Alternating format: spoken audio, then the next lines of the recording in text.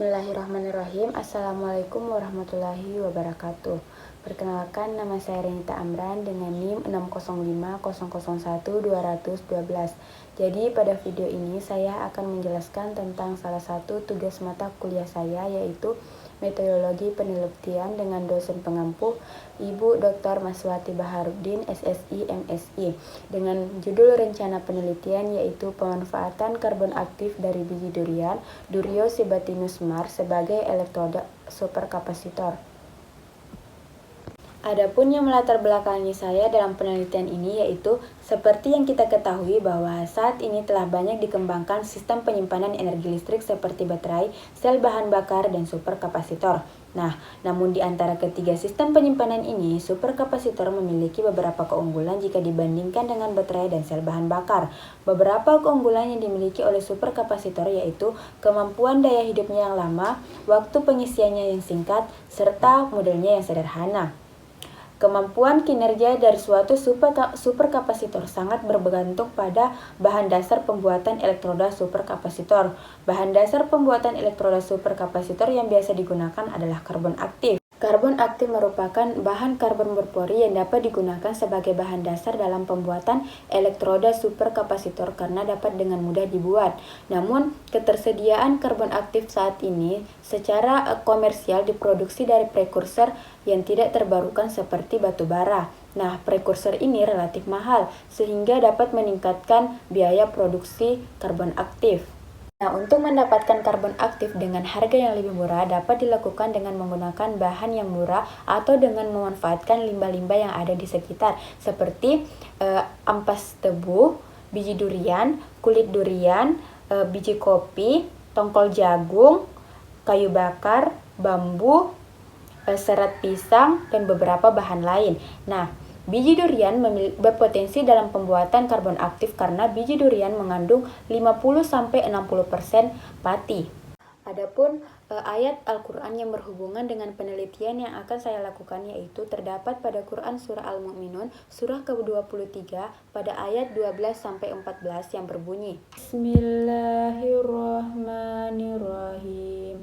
Walaqad khalaqnal insana min sulalatin min tin summa ja'alnahu nutfatan fi qararin makin summa khalaqnan nutfata 'alaqatan fakhalaqnal 'alaqata mudghatan fakhalaqnal mudghata 'idhaman fakhasawnal idhama lahman summa ansha'nahu khalqan akhar fatabarakallahu ahsanul khaliqin.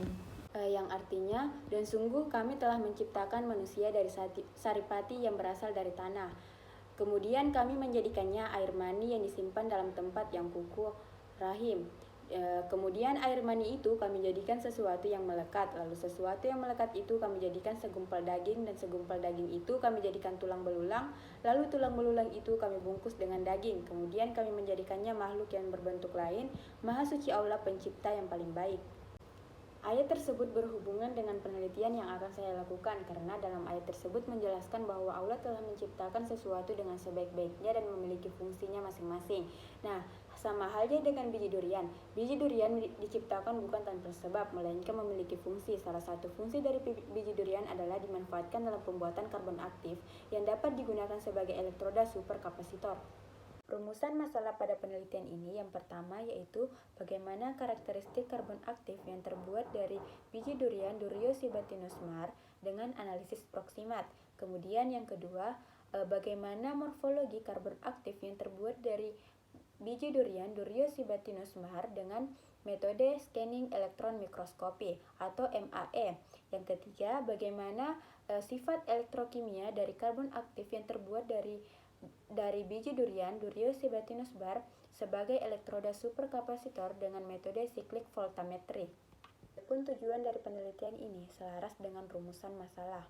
Penelitian terdahulu yang berhubungan dengan penelitian yang akan saya lakukan, yaitu yang pertama adalah penelitian yang telah dilakukan oleh Marina dan Kurniawan pada tahun 2021 dengan menggunakan kulit lada sebagai sampel dan dengan metode SEM-EDS atau Scanning Electron Microscopy Energy Dispersive Spectroscopy dan metode BET memperoleh hasil yaitu pada sampel 1M, 3M, dan 5M memiliki morfologi berpori dan memiliki kandungan karbon secara berurutan yaitu 77,57%, 75,96%, dan 74,62% dengan hasil yang menunjukkan kapasitas spesifik pada kode sampel 1M, 3M, dan 5M secara berturut-turut yaitu 4 farad per gram, 2,3 farad per gram, dan 12,68 farad per gram. Penelitian kedua yaitu penelitian yang telah dilakukan oleh Hardy DKK pada tahun 2020 dengan menggunakan tanda kosong kelapa sawit sebagai sampel dan metode energi dispersif X-ray atau EDX dan X-ray diffraction XRD dan surface area analyzer atau SAA. Nah, hasil yang diperoleh pada penelitiannya yaitu memperoleh nilai kapasitas dari elektroda superkapasitor berbahan dasar karbon aktif TKS didapat sebesar 107,83 farad per gram dengan luas permukaan yang besar dan nilai kapasitansi yang besar yang ditunjukkan oleh kinerja karbon aktif dari tandan kosong kelapa sawit yang dapat dijadikan sebagai material penyusun elektroda superkapasitor. Penelitian ketiga yaitu penelitian yang telah dilakukan oleh Amiruddin DKK pada tahun 2020 dengan menggunakan tongkol jagung sebagai sampel.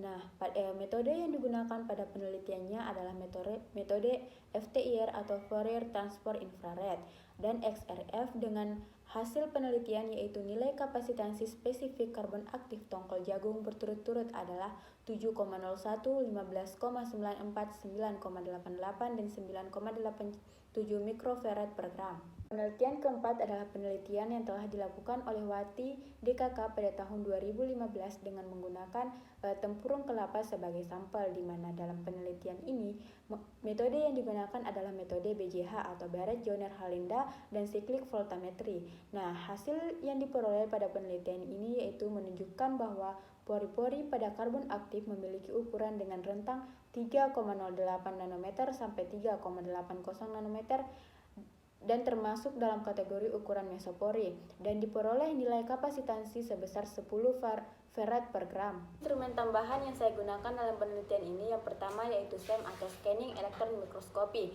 Nah, SEM ini merupakan analisis yang digunakan untuk mengetahui morfologi dari suatu karbon aktif. Peneliti terdahulu yang menggunakan SEM dalam mengetahui morfologi karbon aktif adalah Palelta pada tahun 2016, di mana karbon aktif yang dibuatnya itu berasal dari cangkang kelapa sawit. Untuk gambar dari scanning elektron mikroskopi dapat dilihat pada slide. Yang kedua adalah cyclic voltammetry. Cyclic voltammetry ini digunakan untuk mengetahui sifat dari suatu superkapasitor atau perangkat penyimpanan energi. Metode ini merupakan metode aktif karena pengukurannya berdasarkan potensial yang terkontrol.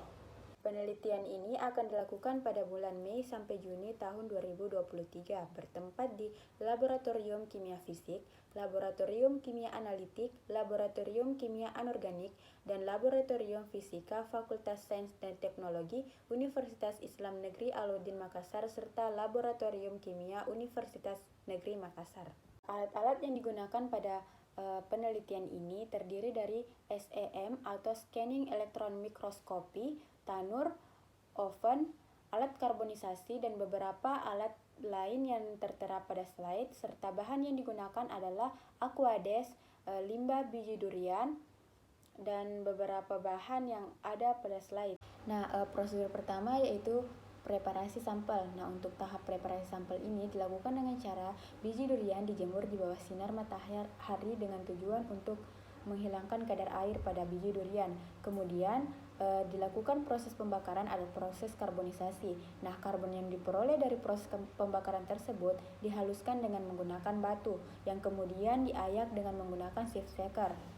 Prosedur kerja yang kedua yaitu proses aktivasi. Nah, untuk tahapan aktivasi dilakukan dengan dua cara, yaitu aktivasi fisik dan aktivasi kimia. Untuk aktivasi fisik dilakukan dengan cara karbon dikeringkan di dalam oven selama 2 jam pada suhu 200 derajat Celcius. Sedangkan untuk aktivasi kimianya dilakukan dengan cara mencampurkan karbon dengan larutan KOH, kemudian didiamkan selama 12 jam.